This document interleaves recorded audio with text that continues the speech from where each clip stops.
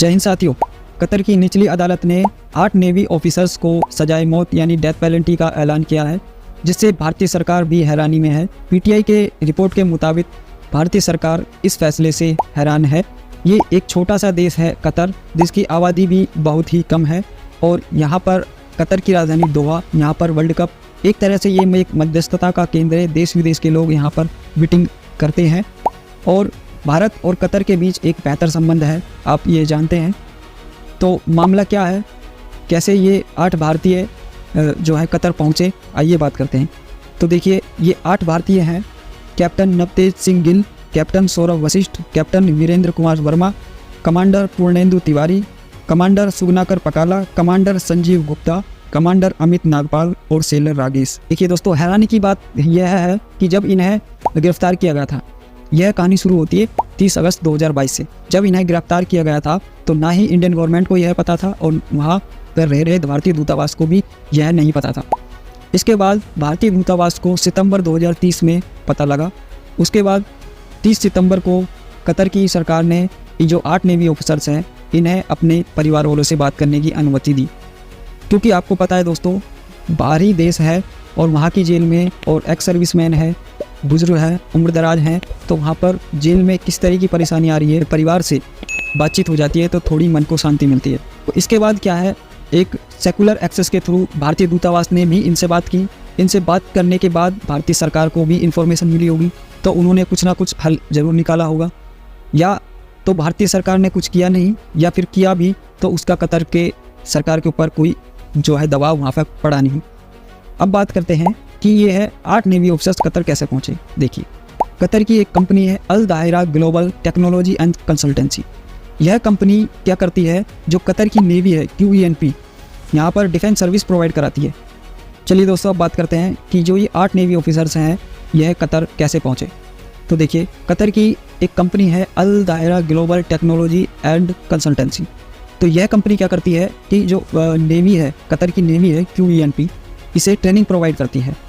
Training कैसे provide करती है, जो भी इक्विपमेंट है उनको मैनेजमेंट करना, ऑपरेट करना, रिपेयरिंग करना, यह सर्विस उन्हें प्रोवाइड करती थी।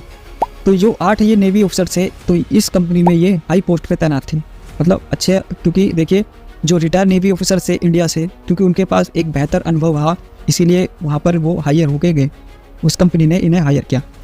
कंपनी के जो CEO हैं, ये ओमान के एयरफोर्स के रिटायर स्क्वाड्रन लीडर हैं खामिस अल अज़मी। इन्हें भी इन 8 भारतीयों के साथ गिरफ्तार किया था, लेकिन इन्हें नवंबर में रिहा कर दिया गया। हैरानी कर देने वाली बात यह है, तब ये 8 भारतीय गिरफ्तार किए गए थे तो इस कंपनी की वेबसाइट को हटा दिया गया था और ना ही सीनियर ऑफिसर्स की इस पर डिटेल थी। इसके बाद एक दूसरी कंपनी का नाम है दायरा ग्लोबल। इस कंपनी का फॉर्मेशन हुआ और इस कंपनी से किसी भी प्रकार का QENP यानी नेवी, कतर की जो नेवी है जिन्हें सर्विस प्रोवाइड करती थी, उनका किसी तरीके का कोई लिंक इस वेबसाइट से नहीं मिला। इन ऑफिसर्स में से जो पूर्णेंदु तिवारी है, इन्हें भारतीय सरकार ने प्रवासी भारतीय पुरस्कार से सम्मानित किया गया है, जो कि राष्ट्रपति ने इन्हें प्रदान किया था। इस बीच जब इनकी गिरफ्तारी हुई थी 2022 में अगस्त में, तो इनकी जो सिस्टर है, उन्होंने, जिनका नाम है मीतू भार्गव, उन्होंने ट्विटर पर भी अपनी बात रखी कि कतर की सरकार ने 8 नेवी ऑफिसर्स को जो है गिरफ्तार कर लिया गया है और ये मामला है।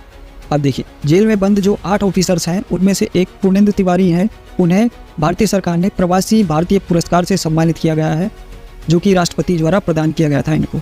यह पुरस्कार इसलिए प्रदान किया गया क्योंकि कतर और भारत के बीच एक बेहतर संबंध बनाने के लिए इन्हें ये पुरस्कार प्राप्त किया गया था। तो चलिए दोस्तों, अब बात करते हैं कि आखिर इन्हें गिरफ्तार क्यों किया गया। देखिए, ना ही कतर सरकार ने और ना ही भारतीय सरकार ने अभी तक ऐसा खुलासा किया है, ऐसा कोई नोटिस जारी नहीं किया है कि जिससे इनके आरोपों की पुष्टि हो।